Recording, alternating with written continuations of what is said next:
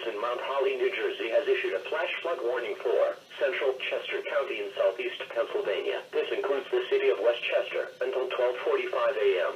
At 9:47 p.m., flash flooding was reported from a thunderstorm over the warned area. Locations in the warning include but are not limited to Downingtown, Lionville, Honeybrook, Glenmore, and Chester Springs. Excessive runoff from heavy rainfall will cause flooding of small creeks and streams, urban areas, highways, streets, and underpasses, as well as other drainage areas and low-lying spots. Be especially cautious at night when it is harder to recognize the dangers of flooding. If flash flooding is observed, act quickly. Move up to higher ground to escape flood waters. Do not stay in areas subject to flooding when water begins rising.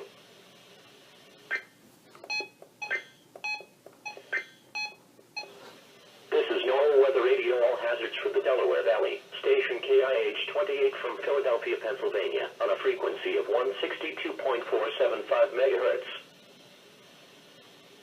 The current time is 9:50 p.m. Eastern Daylight Time. The following is a short-term forecast from the National Weather Service.